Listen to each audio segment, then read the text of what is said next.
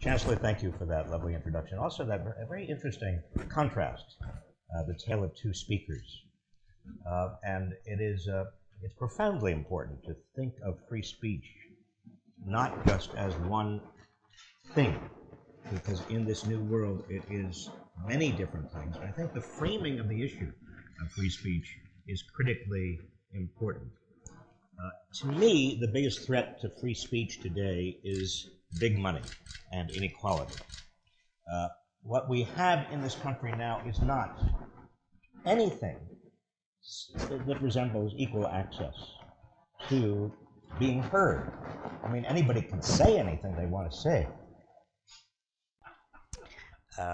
Anybody can say anything they want. I mean, you can probably, stand up if you're a student here, in your dorm, or a lot of people could just walk around Sproul Plaza. In fact, I've seen them muttering to themselves sometimes. The issue is not so much can you speak. The issue is what is your forum and who is your audience and can you be heard? And big money in politics and big money even in a university makes a huge difference in terms of the size of the forum you can command. And big money is not something that I think we should tend to look upon carelessly, because the widening inequality in this country of income and wealth and political power is the story of our time. And I don't say that with any particular political bias in mind. I'm simply saying a fact. It's not just that over 22% of the income of this country is in the hands of the top 1%.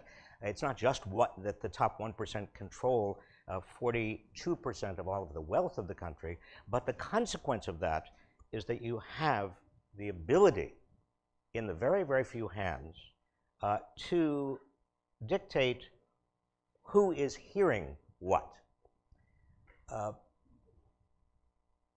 Now, I assumed, as many of you may have assumed, that with the advent of new media, social media, the internet, we would democratize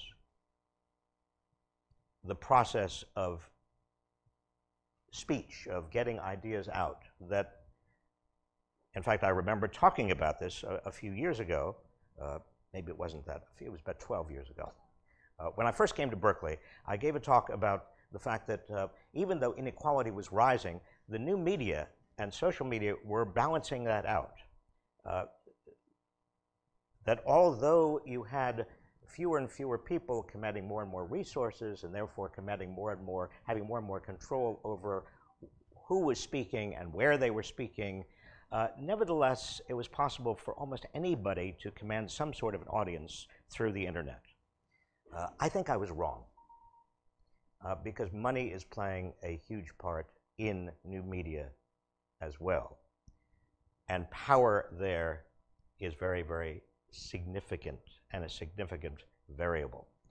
And I want to talk about three particular areas that I have become very, very aware of in my work with inequality media and in my work trying to get across ideas. The first has to do with, let's call it the tyranny of the algorithm. We all live in echo chambers, all of us. The echo chambers, though, are becoming smaller and smaller.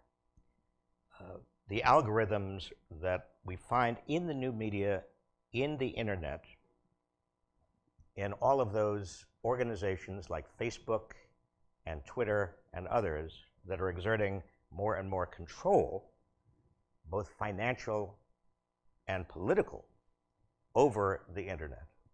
Those algorithms that are really not publicly understood, not publicly revealed, those algorithms do at least one thing we understand, and that is give us back what we want and what we want to hear.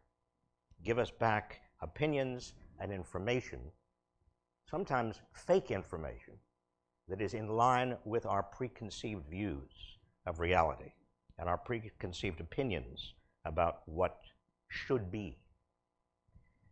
As a result of the power and tyranny of those algorithms, it is very difficult to get out of our echo chambers, out of our bubbles. For example, I can tell you, as somebody who has tried desperately to reach out to conservatives, not just Republicans, but conservative Republicans, with arguments, with what I consider to be rational arguments. As somebody who tells my students here at Berkeley, the best way to learn is to talk to somebody who disagrees with you. As someone who really does believe in intellectual debate, in logic and facts and analysis, I find it continuously frustrating because I cannot find a medium in which I can get through to people who fundamentally disagree with me. I put out a lot of things on the internet, social media. I write books. I write articles. I try to have a dialogue with people on the other side, quote unquote. I don't think there are really two sides. As Daniel Patrick Moynihan, the late senator and professor, once said, "You're entitled to your own opinions, but not your own facts." But it's very, very difficult in this world as we have constructed it, and as the echo chambers have been constructed by these mechanisms, these algorithms, to break out. What's the answer here? I think the answer is that it is our responsibility. It is a greater and greater and greater responsibility on each of us to find people who disagree with us, to find reputable sources of information and opinion that challenge us. If we are here at a university that has a reputation as being a quote-unquote liberal university, more and more responsibility on us to find people around us, to find faculty members, to bring into the university people who challenge us. Now, I don't mean challenge us in terms of just saying things that are empty-headed and offensive and ridiculous. I mean challenge us intellectually, challenge us in terms of our prior conceptions. I have debated Ann Coulter on television, I can't tell you how many times. And every time I do, I say, I never want to have this experience again. And I don't mean to disparage her in any way or demean her, but let me just say she is not the kind of person who has an intellectual argument. I'm talking about, there are a lot of people out there who I consider to be conservatives, who I do debate in public occasionally, and I find very, very interesting. Charles Krauthammer would be one, for just example, came into my head. Bill Kristol of the Weekly Standard is another one I try to reach out to. We are friends. But in terms of public debate, public deliberation, it is increasingly difficult. And that's why it is our responsibility, all of us, our responsibility as students, as professors, as teachers, as administrators, to make this as robust and interesting an intellectual experience, and also to spend our lives reaching out to people who disagree with us, as is possible. Now, there's a second problem that the new media and social media create, and that second problem is less amenable to us taking responsibility over it. That second problem has to do with intimidation. A lot of students I talk with, even some professors, some average citizens, tell me something like the following, and I find it very deeply disturbing. They say, I don't want to express my opinion because I'm afraid that my opinion will be so unpopular that I will be subject to, and then they say something like, they don't use the word doxing, a lot of them don't know about it, but they say, that there'll be a lot of strangers out there who will spread my information, and there'll be tweets, and there'll be Facebook, and there'll be all kinds of ways in which I'll be insulted and demeaned, and I just don't want to be exposed to any of that. Unwittingly, There are no villains here. Social media has become, the new media, has become a vehicle for suppressing views because people are afraid of being intimidated, or they are intimidated into not expressing views that may not be popular, or may be misinterpreted, or may be inviting a great deal of calumny. Now, what's the response there? How do we protect against that? How do we guard the First Amendment rights? It's not clearly legally First Amendment, it's free speech rights of people who should have every ability to express themselves. We don't want to live in a society in which everybody is intimidated. Everybody is afraid to say what they believe. Well, one thing we can do, and I think one thing we have to ask the new media and the giants that whose offices are just across the bay to start seriously considering is creating a right to our own private information and an ability for all of us to opt out of giving the world every bit of private information about us, our email, our addresses, our how to get in touch with us, how to in effect make us public if we don't want to be public.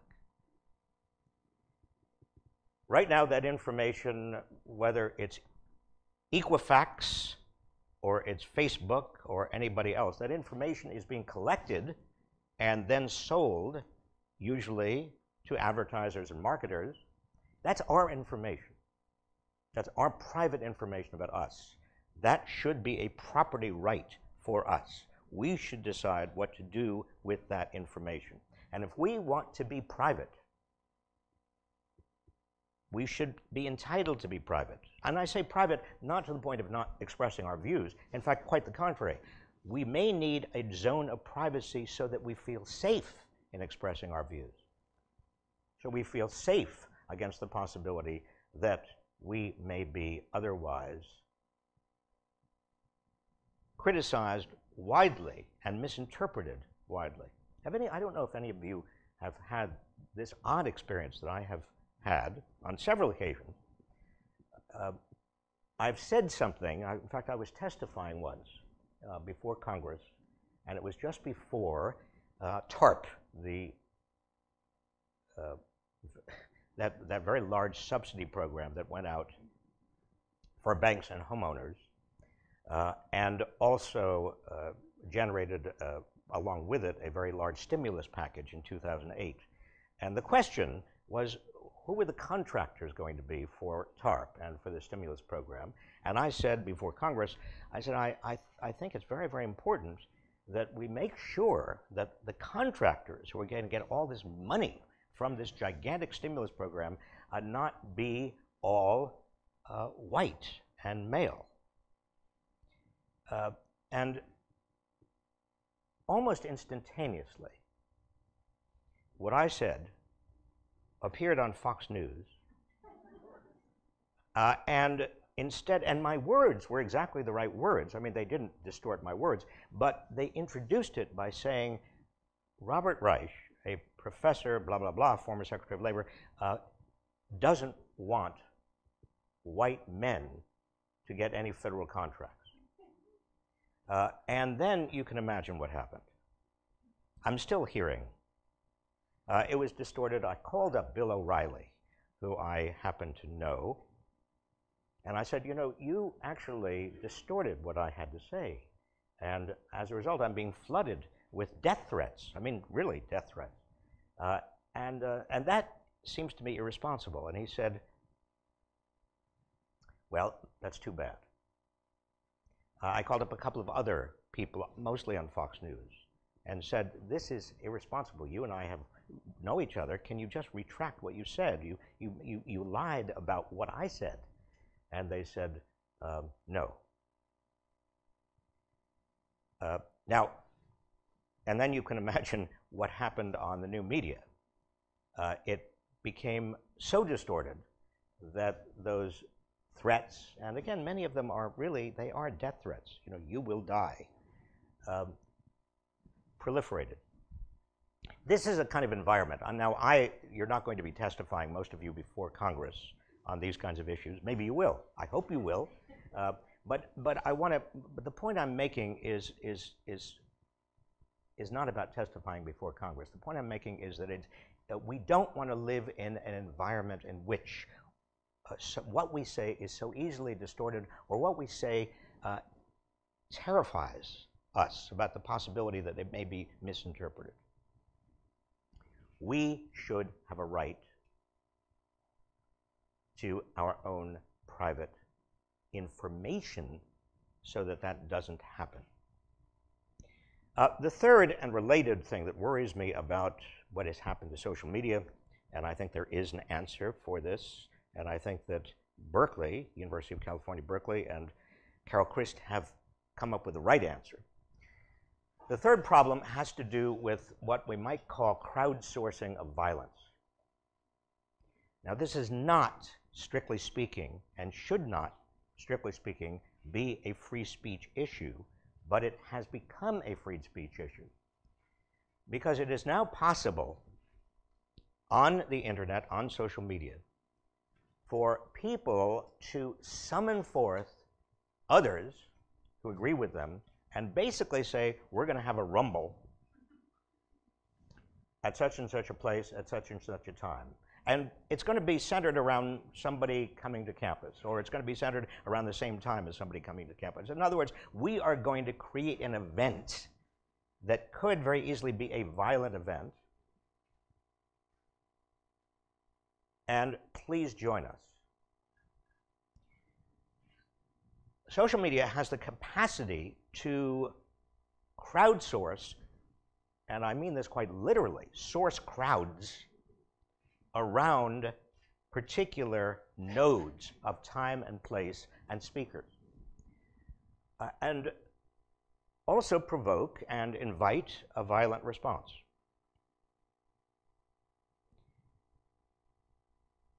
What is the response in turn, the appropriate response by a university or by any public or semi-public venue that wants to have a controversial speaker or somebody who may not be mainstream, or maybe somebody, maybe just simply allow a protest, a peaceful protest?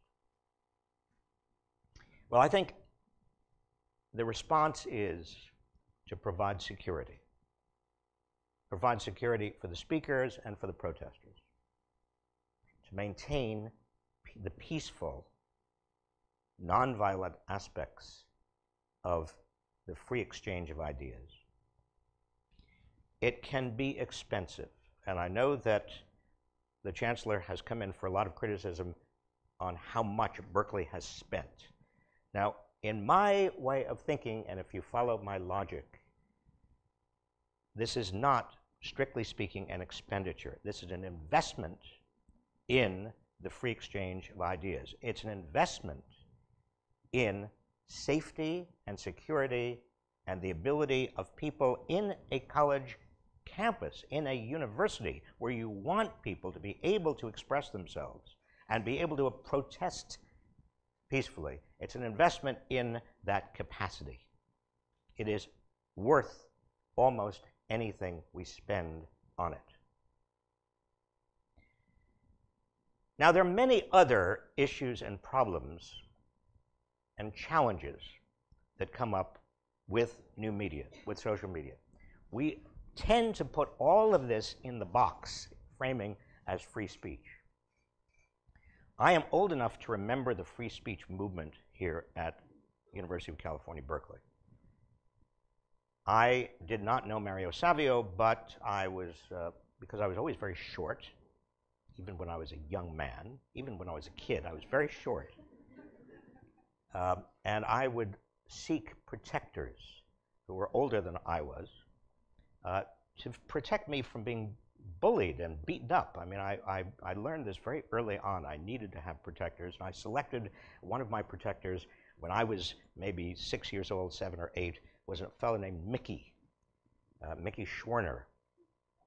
And Mickey, in the summer of 1964, with Mario Savio and a number of others, registered voters in Mississippi. Mario Savio has written, or he did write letters about that summer, and he said, he mentioned Mickey, Michael Schwerner, my protector. He mentioned that Mickey had gone missing along with 2 other civil rights workers that summer. They didn't know where they were. Turns out that Mickey and the 2 others had been tortured and murdered by the sheriff of Neshoba County, Mississippi, and others. Mario Savio came back to Berkeley to raise money and to recruit students to go back to Mississippi and continue to work on voter registration. He and others set up tables to do that recruitment and raise that money, and were told by the university, no, you can't do that. That was the beginning, that fall of '64 was the beginning of the free speech movement. I say this because the free speech movement is intimately related to the civil rights movement, and the civil rights movement and the free speech movement were both intimately related to social justice activities and the quest for social justice. It is important, it seems to me, in this age of new media, in this age of roaring inequality, in this age where money is the equivalent of speech, according to the Supreme Court, corporations are people, according to the Supreme Court under the First Amendment, and big money can buy a lot of airtime, and big money can buy a lot of fake news, and big money can actually dominate even our social media. It's important to understand the centrality, the absolute centrality in a democracy of democratic deliberation. We cannot have a democracy unless we have real, free, not only speech, but the ability to hear. Which brings me to my final point, and it's a point that I started with.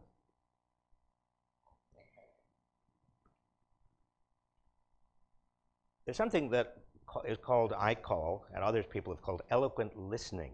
Have you ever heard the expression, eloquent listening? Eloquent listening is about opening your mind to what other people are saying. Opening your mind in a sense that you are capable of actually trying to understand them, repeating what they are saying sometimes, so that you can understand deeply what they have said, so they know that you are understanding. Opening your mind in terms of your signaling that you might be willing to be persuaded you're wrong.